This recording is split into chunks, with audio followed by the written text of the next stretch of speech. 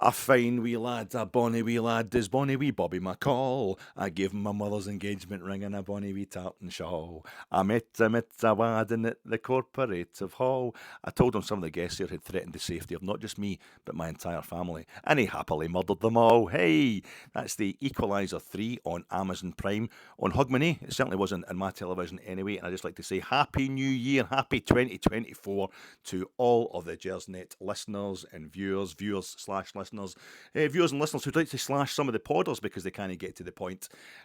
All the best, folks. 2023, your loyalty would just wouldn't have been worth it without you. Thanks very much for sticking by us. Just wouldn't have been worth it at all. It's a great wee community we've got here, and he's made it all totally worthwhile. And I hope never. Let's just park. Let's just put on the side just now how Rangers ended the calendar year 2023 on Saturday there at Parkhead, and look forward to the following 365 days. This is the 1st of January 2024, and I hope that this coming year is trophy laden and successful. Not just for your football team, but for you personally. If you work, I don't know what your job is, accountant, a nurse, or something like that. I hope folk just start giving you trophies, and they've got red, white, and blue ribbons on them as well, because you deserve that. It's Happy New Year. This is your Gersnet Kilmarnock at Ibrox, 3 p.m. on a Tuesday, 2nd of January, SPFL Premiership preview pod coming to you in association with Forest Precision Engineering. My name's Alec Anderson. Thanks very much for joining us, folks. I hope you had a cracking new year. I don't really want. Is it 365 days or 360? Is it a leap year? I don't want to do numbers. I don't want to do stats because the head for once I am actually feeling as rough as I look, because as is traditional in Scotland on the 31st of December and the 1st of January, I get drunk. I get very, very drunk. Drank a lot of beer, drank a lot of whiskey. But I also watched the Equalizer 3. It used to be, you would go, you'd get round your grands and all that when you're a kid or something. Folk would come to the house, you stay up at 11 o'clock at night, and that was dead exciting. And then eventually you would go round to your grands, old enough you get taken round your aunties and stuff like that, and you'd go there at 11 o'clock at night, sit 2 o'clock in the morning before you're back in the house. Something great fun. And then you get a bit older into your late teens, and you get the poly bag full of cans, and you're leaving your grands and your aunties or whatever it is at 2 or 3 in the morning and going out with your pals and listening for a party, as Billy Connolly used to say. But eventually there's just so many awful, disturbing, tear-stained memories of things done at and done to you over the various Hogmanays and Christmases and that you witness since childhood, that you end up really quite happy to stay in the house at this time of year, like I was last night. It's a West of Scotland tradition that your family fall out with each other at Christmas and New Year. So I'm more into Christmas that way. There's less fallouts then. New Year was a big one. I'm quite happy to stay in the house last night. But even then, I'm not wanting to watch the tartan stuff, the professionally Scottish stuff, the shortbread and stuff on television. I like Jackie Bird. I'm a big admirer of Jackie Bird, but if she was on BBC, I didn't see it last night. Anytime I saw a sporran or a fiddle or a kilt or heard the bagpipes, it was getting flicked over between STV and BBC One. I ended up on the old satellite channels and getting myself watching the Equalizer 3. And Robert McCall is the Equalizer, played by Denzel. But Denzel with a tin cell, you can't go wrong with Denzel Washington. It always makes any film seriously watchable. And if you've seen the first 2 Equalizer films that he's in, well, that'll be a wee capsule film review for your Uncle Alec. This does exactly what it says on the tin. Well worth a watch. No better or worse than the other 2. So I would give it a go if I was you. He's called Robert McCall. It's a Scottish name, so that's quite Hogmanay, isn't it? And I remember it used to be Edward Woodward. Edward Woodward was the Equalizer on the television series, and he was Callan. It was like a spin-off of Callan almost, which was a British thing. He's working for the Secret Service. He's good, Edward Woodward, but it's Denzel Washington now. And all the way through, I was thinking Equalizer 3. Equalizer 3. We could have done an Equalizer at Parkhead, couldn't we? We could have done an Equalizer at Parkhead. We could have done an Equalizer in the first time we played them this season. We lost that 1-0, just by the 1 goal as well. And could be we beat them 3-0 the previous time we played them. So maybe it was an Equalizer 3. But no, it turns out actually we've played Celtic 6 times in the calendar year 2023. 1-1, drew 1, and lost 4, and the 4 of them we lost were by a single goal. So equaliser 4 I should have been watching, because we needed 4 equalisers over the course of the season, although one of them might end up keeping Michael Beale in his job. So would you still want Michael Beale in the job with what we know now? No, probably not. So maybe it's done us a favour. And it's a tradition now that Rangers play Celtic, not on the 1st of January, the traditional Nerd Day game is played sometime between kind of Boxing Day and the 3rd or 4th of January. But the tradition has become that Rangers don't lose these games. Stephen Gerrard won 3 of them in the bounce, but the first 2 won them. We were looking favourites for the title. We were in the driving seat, and we would come back after the winter break and it wouldn't work. We'd start falling to pieces and we'd throw the title away. The 3rd time we got it right because there was no winter break. We drew last year, our first game of 2023, the Nerd League. We didn't have one, the previous season. That get moved about, the Christmas, the New Year break, the winter break get moved about, taking to suit Celtic, let's be honest. Lifeblood of the game is to suit the fans. Lifeblood of the game, that's you and me. We were all really happy about it, apparently. But I get moved about. But last year we had one, and it was a draw, 2 each. First game of 2023 for Rangers. Ryan Kent opened the scoring against Celtic at Ibrox. Our first goal of the calendar year 2023. Who's going to score our first goal of the calendar year 2024? I certainly hope it's tomorrow, and no, and behind closed doors friendly against Hertha Berlin in Spain, or against Copenhagen in a friendly at Ibrox, against the Barton in the Scottish Cup. I hope it's tomorrow, and it's the first of many tomorrow that we score, because we want to get back on the big Phil Clement bus, the big bouncy Baldy Belgians bus. But we're really needing to get back on that, really sharpish to get behind the new manager again. It's first loss, 17 games, first loss on Sunday there, and it's away to the champions. It's our hardest domestic fixture, and he's lost it and ended up with 10 men that were playing Celtic off the park for half an hour, really, when you include the injury time. So it's far from a case of all is lost. But I was saying the same thing last year, wasn't it, when James Tavernier put us 2-1 up against Celtic on the first game a year ago tomorrow, 2nd of January 2023. 2-1 up against Celtic, 5 minutes to go. James Tavernier, who scored in our first game of 2023, and it was against Celtic, scored in our last game of 2023 on Saturday there, and it was against Celtic. 2 other goals he got against Celtic in the calendar year 2023. James Tavernier, our top scorer against Celtic. Not a legend, apparently, but there you go. So that was, we were up 2-1 with 5 minutes to go a year ago tomorrow against Celtic. We're disappointed that we drew the game, but there was really about 15 minutes to go when you threw in the injury time that day. And the previous time we'd played Celtic, they'd beat us 4-0 before that. So I was saying, a year ago tomorrow, let's get behind the new manager, because yes, a year ago tomorrow, Michael Beale was a brand new, sparkly, fresh out the box new manager at Ibrox. Well, we've had 4 managers in the space of 2 years, so that's another reason not to panic too much. All this, we can't quite get past them, and I understand that. Even through our 9 in a row, there was lots of times where Celtic, we'd beat them 1-0, usually at Parkhead, we'd just beat them by 1 goal, and they'd talk about how much they'd had of the ball and how lucky we were and blah, blah, blah. And we were like, aye, very good, we'll just take the points, thanks. And Celtic are doing that to us just now. So I get why people are thinking, even though there's lots of mitigating circumstances on Saturday, the team's back to being losers and what have you. But I think most people are behind Clement. They know that we just got to give this guy a bit of backing and see him, get him at least a year in the job. He's not an experiment. He's not a, for want of a better expression, Hail Mary when it comes to the management job. He's a tried and tested. He's a quality manager. I think the board are getting things done and let him get his own players in. He's not had one signing of his kicking a ball for Rangers yet. So I don't think we panic about this one at all. The tradition is we play Celtic at New Year, and the tradition is that anytime we play Celtic, if Rangers get beat, they get beat. If Celtic get beat, they change the subject. They start crying conspiracy.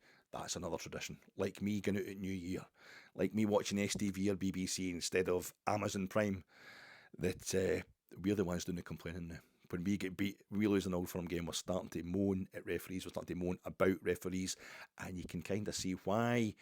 That's the 3rd big decision out the last 4 Old Firm games, I think, is that 4 or 5, that's gone against us. Certainly the Alistair Johnson handball, blatant handball in the Celtic box just before half-time on Saturday. Massively controversial, but before that, the last Old Firm game, the first Old Firm game this season at Ibrox, we had the ball in the net twice in the first half. One of them clearly shouldn't have counted. The other one, the incident with Cyril Dessers apparently having fouled Lager Bielka, I think is the name of the Celtic centre-half, who went in his arse and was clearly struggling in that incident. But you can see why. It was a strange one that went against us and the goal was disallowed, but you can see why. There's definitely a clear case there as to why that one was disallowed. Maybe not so much the one Alfredo Morelos had chopped off back in April. The last time we were at Parkhead, 3-2, end-to-end game, and as Mr. Crocker on the Sky commentary team was saying at Parkhead on Saturday, was it 101 times? Over 100 times anyway. Over the last 100 odd Old Firm games, only 5 times has the team who scored the first goal gone on to lose the game. So it's really crucial to get the first goal in an Old Firm match. And I think Alfredo Morelos, again, you could make a case for Kevin Clancy in that one. It wasn't a monstrously bad decision, but it looked like a bad decision in that game. But this one on Saturday feels like part of a pattern. And the reason we're so uptight about it, of course, is because Celtic, from a boardroom level, have been slandering and basically kind of, what's the word? They've just been lobbying against referees in general. Referees without who the game doesn't happen. You need referees. It's like being biased against ball boys, and that's happened as well. I think it's unbelievable the amount of pressure they put on officials and how they're allowed to get away with it. It's never really called into questions. Referees, since Peter Law was making jibes about Rangers always getting penalties at the last Celtic AGM, and straight away you see the modus operandi there of Lawwell himself, the kind of chief executive emeritus or whatever he is at Parkhead right now. He cares for Celtic as much as I do in a footballing sense. He's brought up in the Celtic tradition. He just understands them well enough to know how to push the buttons, play to the galleries, and have people eating out his hand and keeping him in his job, as opposed to thinking, why are you not spending some of that money on making us, like helping us get past Christmas in Europe for once in my life. So it's policy. Every football support in the world has got agendas against particular referees or all referees. We all do it, but we should be kept in check by the people in charge of our clubs who don't have a product without referees. I don't think anybody at Rangers thinks there's any agenda against us. We're certainly not believing in any kind of conspiracies. Why would we? Of course, because we're the Masons and the Masonic conspiracy that's awarded Celtic trebles in 4 straight seasons, every trophy in Scotland for 4 years in a row. That's obviously working really well in our favour, but I think it's just the pressure that they're under. If you're in a 50-50 situation, you can make a decision either way. It's not even, you're thinking you're being objective, but it's just working away at the back of your mind. Why would you make life harder for yourself and your family in some instances by giving a decision against Celtic, especially for Rangers, especially at Parkhead? It's quite incredible. We need to do something, I think, to feel as if we have tested the water on this, but also as a political thing. As I'm saying, it's coming from Celtic at a boardroom level. So they've got to, I know that their fans are right into as well. A lot of their fans, some of their fans, I think it's embarrassing. Every support's got a kind of cross section of responses to football, of ways of understanding the game, ways of reacting to it. But I think it is an article of faith for the Celtic support that referees are against them. It's it kind of speaks to their identity as a club, as a support. But from the boardroom level, it shouldn't be getting, because it's getting to the point where referees have already gone on strike during Peter Lawwell's tenure at Celtic, and it's getting to that stage again. And I think I would like to see Rangers being able to be our characteristic as a club. You get into kind of various character traits. It's like a social construct, the football fandom. And you know how like Spurs and Arsenal fans freak out if they see some guy from Thailand sitting in the front row at North London derby wearing the half and half scarf, because you don't want to know that it's possible to support either team. It's just like, we're right, they're wrong, we're totally different. I think with derby rivals, you really do. There's an obvious demographic difference between Rangers and Celtic fans, for the most part.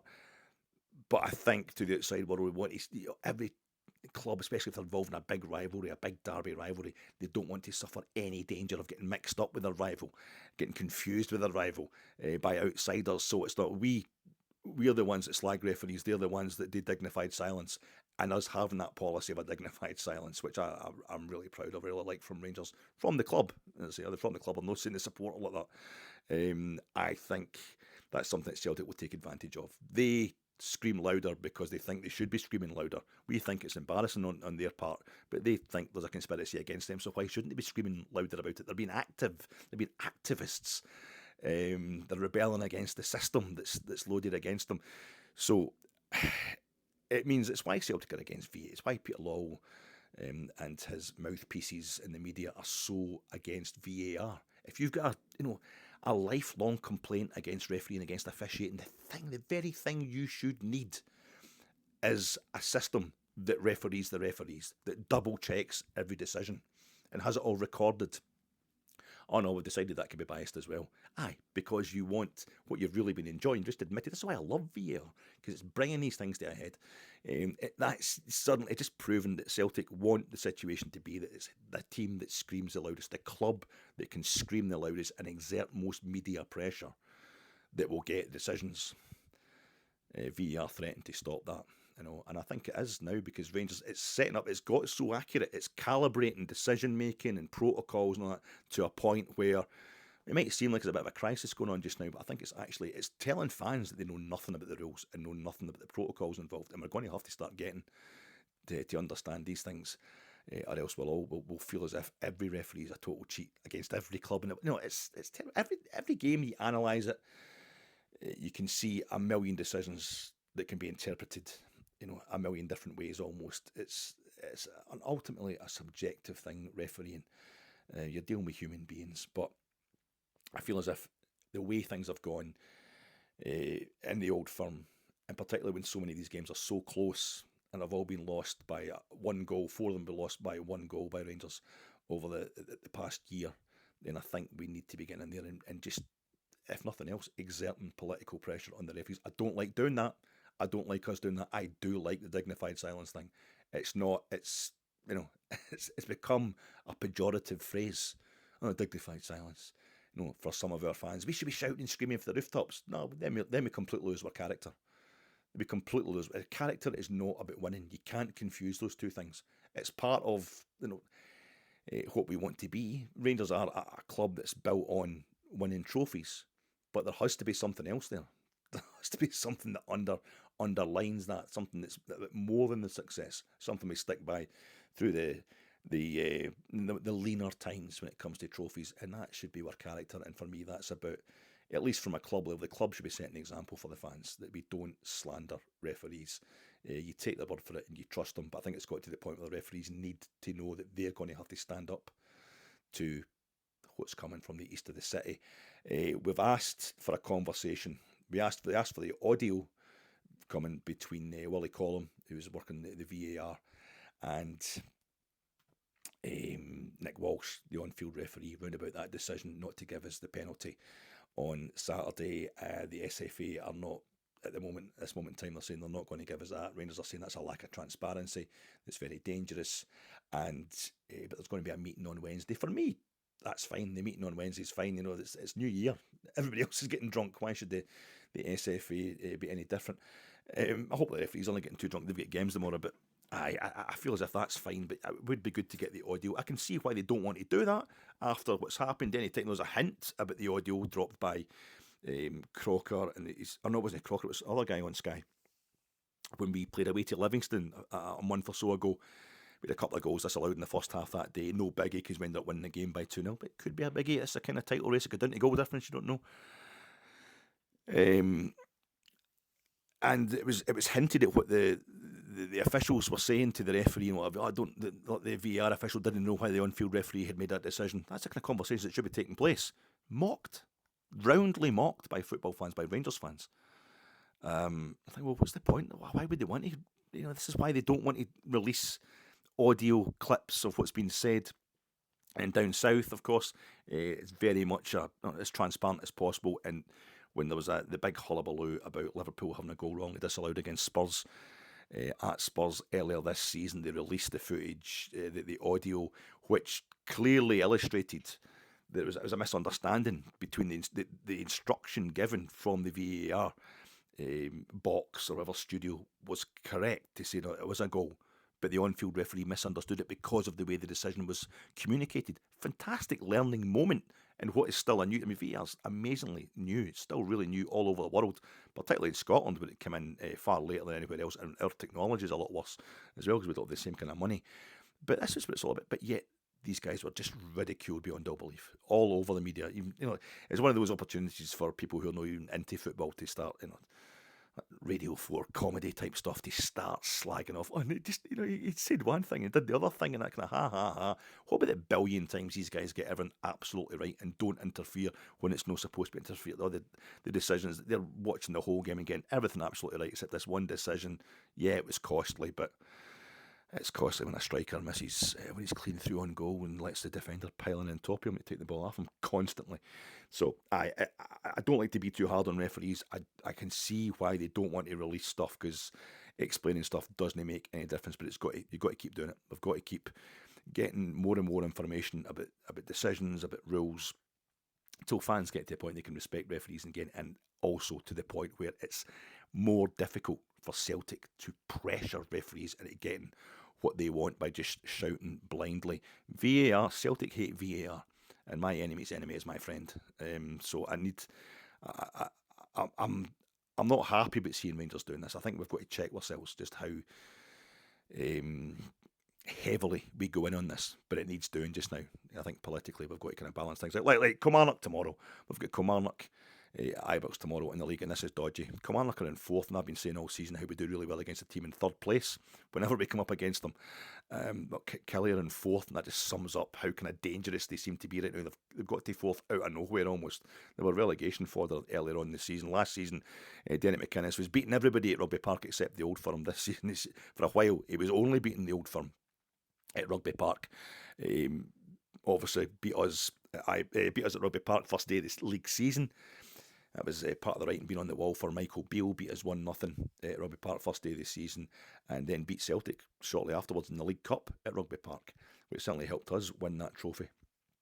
He struggled a bit as the season went on, but I think the whole of the month of December they've only lost one right at the beginning of the month. They haven't been beaten in the last 6 games. That's included wins at Pittodrie, where we can only draw this season, and St Mirren. They beat St Mirren and Paisley as well, and of course they beat Celtic in the league at Rugby Park in the month of December. And that's, again, we've played Celtic twice this season, lost both times. So they really are to be feared. And Derek McInnes has got them on form. Obviously the game's on grass, but say they're starting to win in Paisley, Pittodrie, places with grass. And I don't want to be in a situation where this time next year again, Derek McInnes is, in charge of the third best team in Scotland and is again being touted for the Rangers manager's job. I think Philip Clement has got to go out there and win tomorrow, because when we go into this winter break, we want to make sure we've got another 3 points in the bag. We'll feel as if we're back on form. I think it's a great opportunity. As I say, the tradition is the Nairn Day game is played, the Old Firm game is played, and then it goes into the winter break in Scotland. Not this time. We've got one more game. And not only is it because Celtic are playing at 5 o'clock tomorrow in Paisley, a place where they've struggled in recent seasons, and it'll be a chance to let them slip up again. I don't think they will. I think they'll be really enjoying the relief of what happened on Saturday. That'll have boosted their spirits.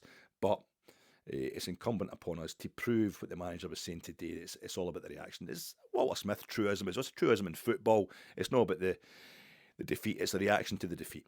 And I think it's really interesting that Philip Clement calls it a deception.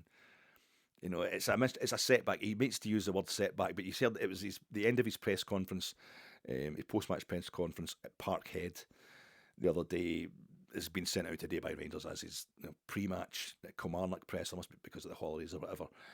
But he says that it's always interesting when you get a team like this. This is his first defeat in 17 games as a manager at Rangers, and he says it's interesting to see how a team will react when there's a deception like this.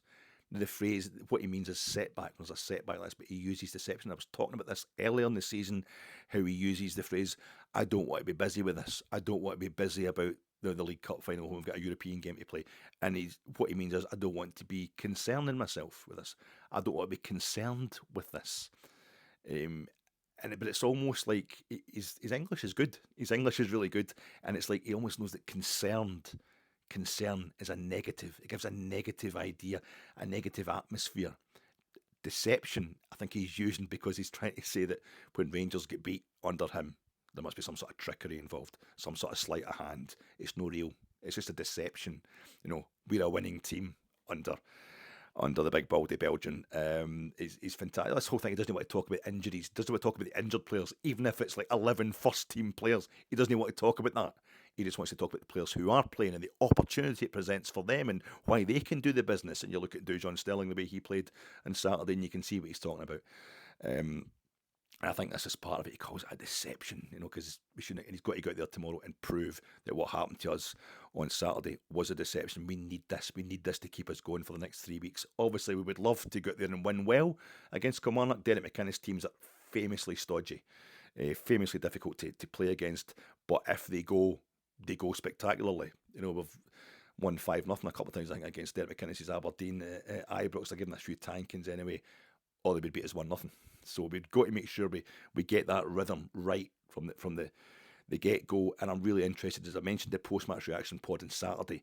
Sometimes teams who have a sense of grievance, and we used to see Celtic doing it all the time, for example, during our 9 in a row, if they'd lose narrowly to us and be, wasn't fair, the referee was against us, there was dodgy decision making going on. By the time they went out to play another game, they'd exhausted themselves. It's like they didn't really believe that they deserved to win the game. They'd just been full of bluster.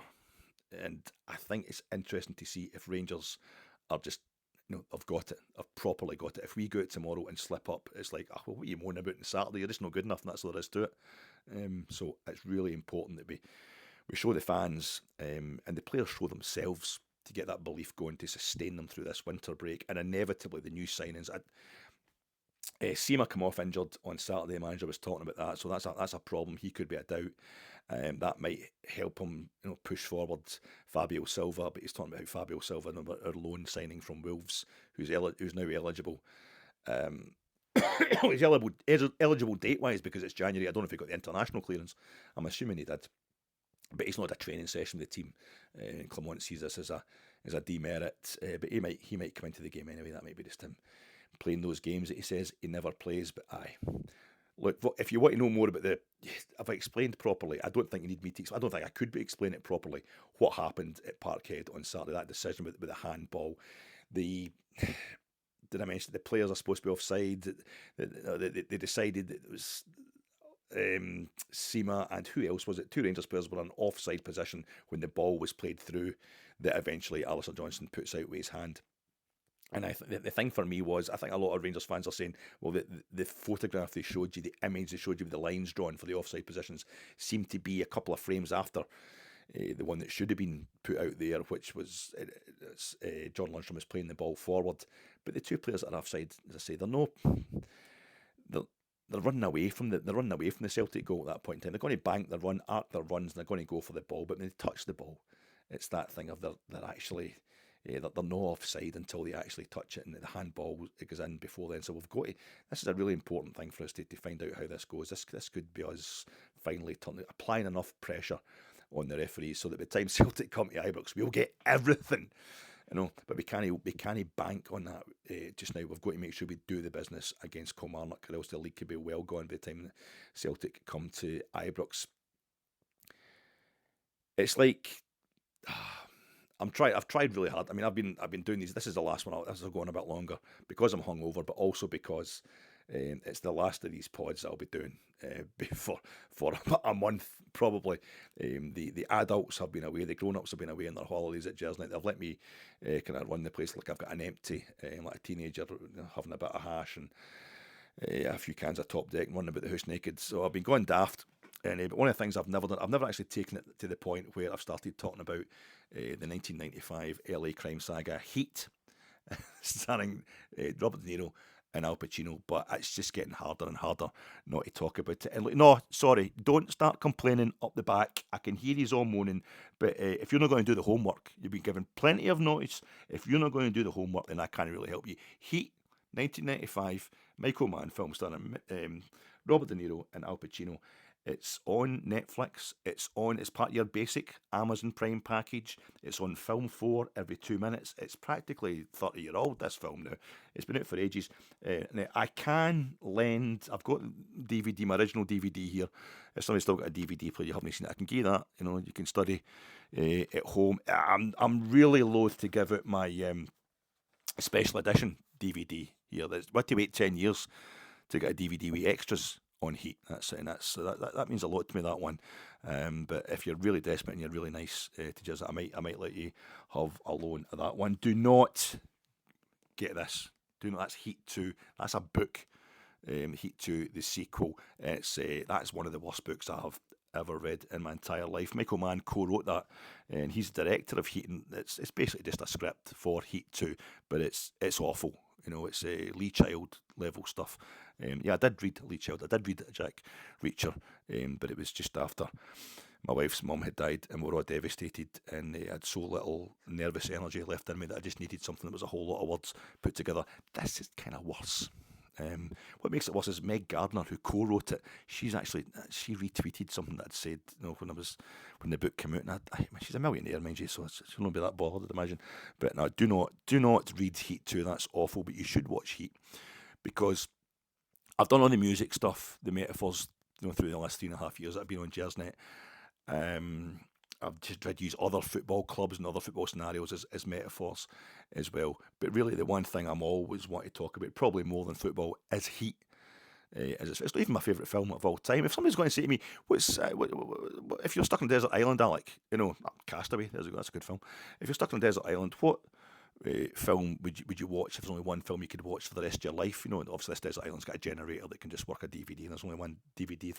I would probably select Ang Lee's Sense and Sensibility, or Three Colours White, or something, maybe even With Neil Knight, something kind of uplifting and funny and all that. He isn't any of the things. It's pretty pathetic and very, very macho at times. About a bunch of murderers, who are all supposed to be sympathetic for it. But it's a bit like The Godfather. The Godfather is really all about kind of family and loyalty and stuff like that. It just uses this spectacularly brutal kind of mise-en-scène of a mafia family to get through the silver screen, get through the fourth wall, and get into your emotions. Well, I think Heat's like the work-life balance. So before I retire, I'm always, maybe after I retire, I'll forget all about Heat, but it's really all about the work-life balance, and if you're going to concentrate on being a great bank robber, then you don't really get any time for family, because they'll just get in the way. And if you've got a family, you can't really apply, don't really have the time to look after, to be chasing bank robbers round the block.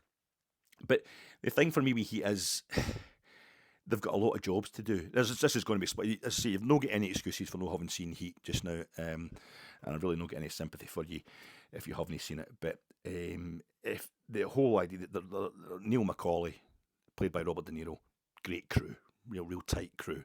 He's got his guys, Tom Sizemore, Val Kilmer, Danny Trejo. They're robbers. They bang. They're criminals. They're career criminals, and they're trying to get bigger and bigger heists, bigger and bigger scores.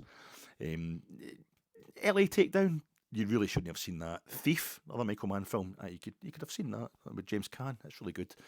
It's the kind of same idea, but they're getting chased by Al Pacino, playing Vincent Hanna, LAPD robbery crime division, murder robbery division. They're chasing them down all the time. They're the Heat that's going to try and break into this crew and get them before their next big score, and arrest them or kill them if they possibly can. So but there's a kind of two sides of the same coin kind of thing. But they've got a lot of jobs on, a lot of big jobs to do. Neil's crew, and they seem to be doing them really well as the film goes on, but there's always a cost. There's always something that happens within those jobs that doesn't quite go right, that then leads to further problems in the next job, which ultimately end up being fatal for Neil McCauley and for Michael Chirito. And Val Kilmer's the only one that gets away. Fatal for Danny Trejo as well. Val Kilmer's the only one that gets away, the Chris Chirito's character, but he goes with a massive gunshot wound in his arm, has to get a haircut as well, and has to leave the wife and Wayne and never see them again. It's really, it ends badly for them, but I think this is what's happened with Rangers just now. We're getting more and more jobs. When Robert De Niro comes back to his house after meeting Amy Brenneman for the first time, and Val Kilmer's sleeping on his floor, and he says to him, right, today we're going to take down, we're going to deliver the bank package to Kelso. We're going to take delivery of a bank package for Kelso once we picked up the money for Van Zandt. He's like, no, bank package? What bank package? What about the precious metals place, no, the platinum depository? That heist, they're going to break into a precious metals place. He goes, no, that still goes, we're going to do that, but then we're going to do the bank heist as well. They'll get all these jobs going, and they start off by robbing an armoured car.